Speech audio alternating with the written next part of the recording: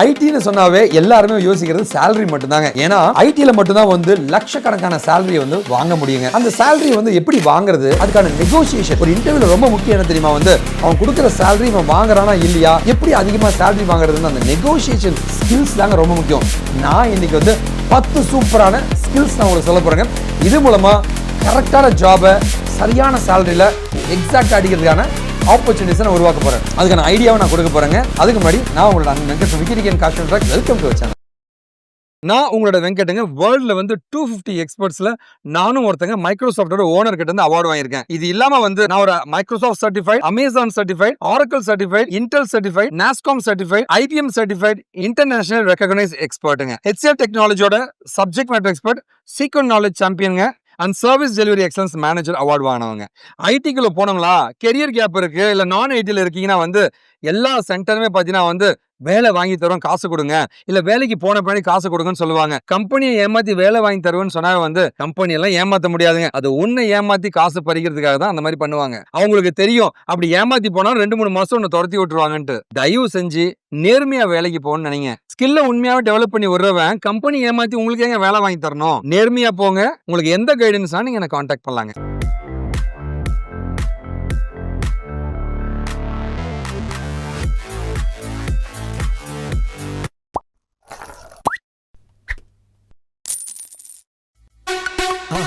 மறக்காம சர்ப்ரைஸ்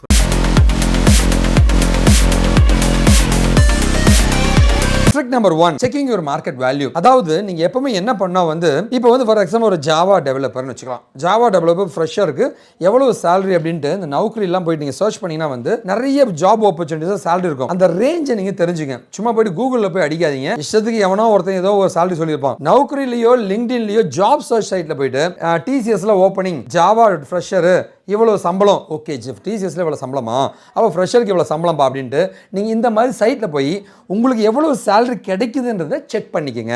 இதுதான் நீங்க ஃபர்ஸ்ட் பண்ணணுங்க.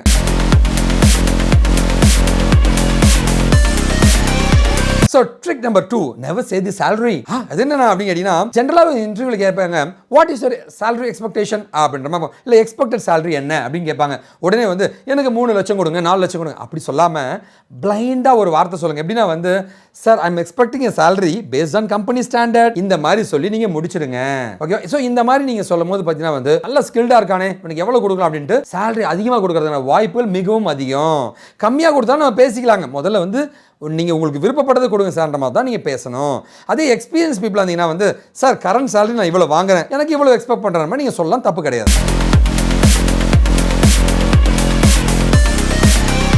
ஸோ மூணாவது பார்த்தீங்கன்னா வந்து never talk about the salary. அதாவது என்னன்னா வந்து நம்ம இன்டர்வியூல போயிட்டு இன்டர்வியூல வந்து சொல்லுங்க வெங்கட் உங்களை பற்றி சொல்லுங்க அப்படின்னு வந்து நான் வெங்கட் நான் வந்து 10 லட்சம் கேட்குறேன். டேய் உன்னை பற்றி சொல்லுடா, ஆனால் நீ ஏன்டா salary பற்றி பேசுகிற? இந்த இடத்துல தான் நம்ம தப்பு பண்ணுவோம். எடுத்த உடனே salary பற்றி நீ பேசாத, அவன் கேட்டானா மட்டும் நீ பதில் சொல்லணும். ஓகேவா? ஏன்னா நீ ஒரு மணி மைண்டட் பர்சனாக செக் பண்ணிட்டு இருப்பாங்க. ஓகேவா? நீ இப்போ salary பற்றி இனிஷியேட் யார் அந்த salary பற்றி இனிஷியேட் பண்ணுறான்னு பார்ப்பாங்க. நீ இனிஷியேட் பண்ண அப்படின்னா நீ மணி மைண்டட் பர்சன் உன்னை துரத்தி விட்டுருவாங்க. ஓகே, ரொம்ப உஷாராக இருக்கணும் இந்த இடத்துல.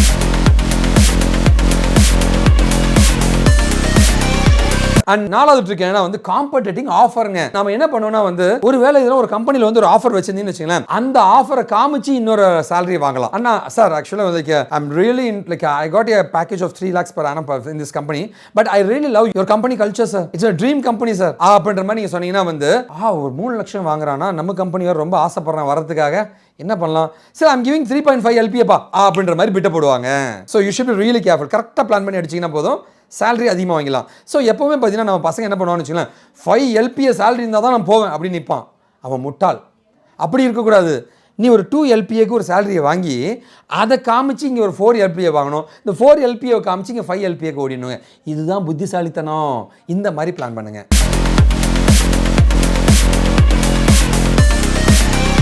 அஞ்சாவது விஷயம் பார்த்தீங்கன்னா வந்து always negotiate if you are experience person. ஃப்ரெஷ்ஷாக இருந்தீங்கன்னா நான் உங்கள்கிட்ட சொல்லிட்டேன் அண்ணா like sir you just give me the salary based on company standard sir அப்படின்னு சொல்லி முடிச்சிடுங்க. இதுவே எக்ஸ்பீரியன்ஸாக இருந்தீங்கன்னா என்ன பண்ணால் வந்து நான் ஆல்ரெடி வந்து 6.5 LPA வாங்கிட்டு இருக்கேன், நான் ஒரு 8 LPA எதிர்பார்க்குறேன், இல்லை 10 LPA எதிர்பார்க்குறேன் அப்படின்ற மாதிரி வந்து உங்களோட எக்ஸ்பெக்டேஷன் சொல்லி ஒரு நெகோஷியேட் பண்ணுங்க. நீங்கள் 6.5 LPA வாங்கியிருக்கீங்களா வெங்கட், ஸோ நான் ஒரு 8 LPA தொட்டுமான்னு கேட்பாங்க. Sir actually I'm really happy like I love this company sir, like I love the company culture, it's one of the dream company and I'm expecting the salary almost like 9 LPA, sir. Venkat, like we are planning for 8 LPA. So actually, like I got a lot of commitments. And I'm expecting 9 LPA. So if it's 9 LPA, I'll be really happy, sir. அப்படின்ற மாதிரி பேசுறேன்னு வச்சுக்கலாம்.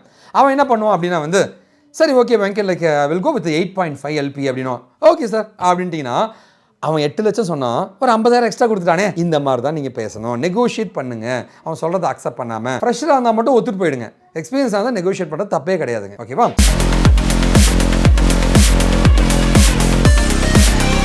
So இப்போ நம்ம பார்க்குற 6வது tips என்ன வந்து talk in range, not an exact salary.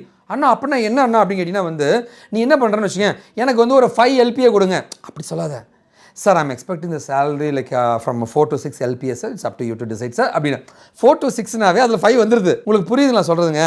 So அந்த மாதிரி வந்து ஒரு ரேஞ்ச் நீங்கள் சொல்லணும். சரிங்களா? அந்த மாதிரி ஒரு ரேஞ்சு சொல்லாமல் எக்ஸாக்டான ஒரு சேலரி சொல்கிறத அவாய்ட் பண்ண பாருங்கள். ஓகே, இது ரொம்ப ரொம்ப important.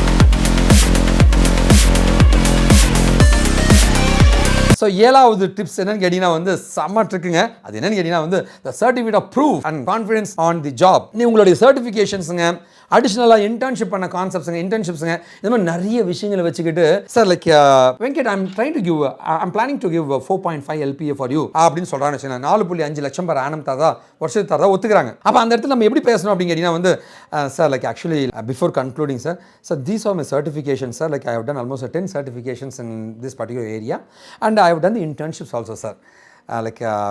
I'm expecting, I got a lot of commitments also sir, so I'm expecting 5 LPA salary sir. இந்த மாதிரி வந்து நீங்கள் சொன்னீங்கன்னா வந்து 4.5 LPA தரலான்னு இன்னும் சர்டிஃபிகேஷன் முடிச்சிருக்கான் பையன், இன்டர்ன்ஷிப்லாம் பண்ணியிருக்கான்றானே, சரி போ எடுத்துக்கோ அப்படின்னு 5 LPA கொடுத்துருவாங்க. ஸோ 50,000 எக்ஸ்ட்ரா கிடச்சிருது. ஸோ இந்த மாதிரி தான் வந்து நீங்கள் பிளான் பண்ணி அட்டாக் பண்ணணுங்க. சரிங்களா?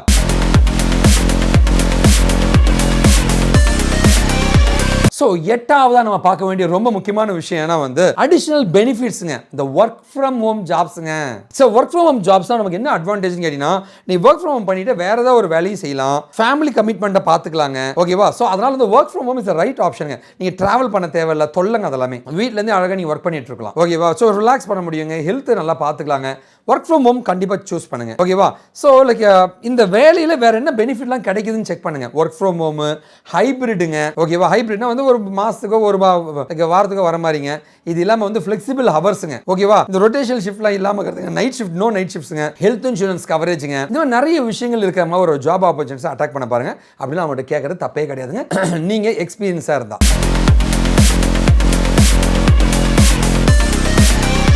நம்பர் 9 அது என்னன்னு கேட்டீங்கன்னா வந்து இது வரைக்கும் என்னெல்லாம் பண்ண சொன்னல, இப்போ எதெல்லாம் பண்ணக்கூடாதுன்னு சொல்றேங்க. ஃபர்ஸ்ட் நீங்க பண்ண வேண்டியது என்னன்னு கேட்டீங்கன்னா வந்து சேலரியை பத்தி நீ பேசாத.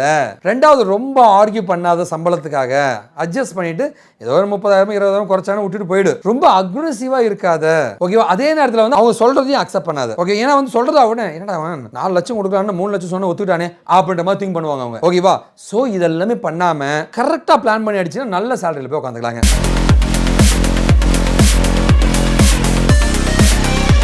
அண்ட் என்னுடைய 10வது கோல்டன் டிப்ஸ் என்னன்னு கேட்டீங்கன்னா வந்து ரொம்ப சிம்பிள். அவங்க ஒரு ஆஃபர் கொடுக்குறாங்க அப்படின்னா வந்து அக்செப்ட் பண்ணிக்கங்க. ஓகேவா? நான் யோசிச்சு சொல்றேன், 2 நாள் கழிச்சு சொல்றேன்னு சொன்னா கடுப்பாயிடுவாங்க. நிறைய பேர் வந்து பாத்தீங்கன்னா வந்து எக்ஸ்பீரியன்ஸ் பீப்புள் என்ன சொல்லுவாங்க, okay sir like I'll get back to you sir. ஏண்டா நான் வேலை தரேன்றேன், நீ கெட் பேக் டு யூன்ற அப்புறம் கடுப்பாவாங்க. அப்போ அவன் வந்து லைக் இன்னொருத்தனை போய் கூப்பிட ஆரம்பிப்பான். ஸோ அவன் கெட் பேக் டு யூன்டானா சார் இன்னொருத்தனை இன்டர்வியூ அட்டெண்ட் பண்ண சொல்லு sir, thank you sir, like I'm really interested to join sir, like I'm happy to attend this meeting sir, thank you sir and thanks for the offer sir, when can I receive the offer letter sir அப்படின்ற மாதிரி சொல்லிட்டு offer letter வாங்கி நீ வெளில வந்துட்டு உனக்கு பிடிச்சிருந்தா போய் எல்லாம் விட்டுரு. இன்டர்வியூரை பொறுத்த வரைக்கும் பார்த்தீங்கன்னா வந்து அவன் இன்னொருத்தர் இன்டர்வியூ பண்ண மாட்டான், நீ தான் அந்த ஒன் சாய்ஸ். செலக்ட் பண்ணிட்டாங்க உன்னை, அவன் வந்துருவான் போல இருக்கா, செலக்ட் பண்ணிட்டா அப்படின்ட்டு இன்டர்வியூ க்ளோஸ் பண்ணுவாங்க. இன்டர்வியூ க்ளோஸ் பண்ண பின்னாடி வந்து நீ வரமாட்டேன்ற திரும்ப ஃபோன் பண்ணி கேட்குறாங்க, Venkat like we gave the offer for 4.5 LPA, what is the reason sir, actually like due to my commitments like I couldn't join sir, sorry sir. Venkat, like is there any problem with the salary? Sir, that is one of the problems sir அப்படின்னு நீங்க வச்சுக்கலாம். ஓ 4.5 LPA பார்த்தலையா Venkat, I'll make it as 5 LPA for you man அப்படின்ட்டு இன்டர்வியூல ஒரு amount சொல்லுவான், நீ வரலன்னு சொன்ன பின்னாடி சரி இன்னொரு அமௌண்ட் தரம்பான்னு சொல்லுவான். அப்போ அக்செப்ட் பண்ணிட்டு உள்ள போயிடலாங்க. ஸோ இந்த மாதிரிலாம் திங்க் பண்ணுங்க. ஓகே? அதுக்காக வந்து இந்த மாதிரி வேலை கொடுத்த பின்னாடி நல்ல சேலரிக்கு போயிட்டு திரும்ப ஒரு 50,000 திரும்ப ட்ரை பண்ணினா ரிஜெக்ட் பண்ணுவாங்க. அப்படி பண்ணாதீங்க. அது கொஞ்சம் கரெக்டான விஷயமா இருந்துச்சுன்னா, நேர்மையாக இருந்துச்சுன்னா பண்ணுங்க, தப்பே கிடையாதுங்க. கம்பெனி உங்களுக்கு சேலரி கொடுக்க தயாராக இருப்பாங்க. ஓகேவா? இந்த 10 ட்ரிக்ஸும் யூஸ் பண்ணி சரியான சேலரிக்கு போயிடுங்க. மற்றபடி வந்து யாராவது ஒருத்தர் வந்து உனக்கு நல்ல சேலரிக்கு வேலை வாங்கி தரேன், உனக்கு காசு கொடு அப்படின்னு எவன் கேட்டாலும் அவன் உன்னை ஏமாற்ற போகிறான்னு அர்த்தம். ஒருத்தனை ஏமாத்துறவன் வந்து ஏமாத்துக்காரன், அந்த ஏமாத்துக்காரன் நம்புற நீ கண்டிப்பா ஏமாறுவ. அதனால தயவு செஞ்சு வந்து வேலை வாங்குறதுக்கு காசு கேட்டாங்கனாவே இல்ல வேலை வாங்கி தரத்துக்கு காசு கேட்டாவே அவனை ஏமாத்த போறான்னு அர்த்தங்க. நம்பிக்கையோட படிங்க. நேர்மையா வேலைக்கு போகணும்னு நினைச்சீங்கன்னா கண்டிப்பா நீங்க என்ன காண்டாக்ட் பண்ணுங்க. நான் உங்களுக்கு உதவி பண்ண தயாரா இருக்கேன். என்னுடைய ஃபோன் நம்பர் கொடுத்துருக்கேன், வாட்ஸ்அப் பண்ணுங்க, வாட்ஸ்அப் ரிப்ளை பண்ணலாம், வந்து கால் பண்ணுங்க, மெயில் ஐடி கொடுத்துருக்கேன், இன்ஸ்டா அக்கௌண்ட் கொடுத்துருக்கேன், நீங்க எப்போ காண்டாக்ட் பண்ணலாம். இந்த வீடியோ பிடிச்சிருந்துச்சுன்னா உங்க லைக் கொடுத்து கமெண்ட் பண்ணுங்க உங்களுக்கு இந்த எதனால பிடிச்சிருக்குன்னு. அண்ட் தயவு செஞ்சு உங்க ஃப்ரெண்டுக்கெல்லாம் ஷேர் பண்ணுங்க. சப்ஸ்கிரைப் பண்ணாதுங்க, மறக்காம சப்ஸ்கிரைப் பண்ணிக்கங்க. நன்றி, வணக்கம், வாழ்க தமிழ். என்கிட்ட படிச்சு நேர்மையா வேலைக்கு போன 1000 மாணவர்கள் தான் நீங்க பார்த்துட்டு இருக்கீங்க.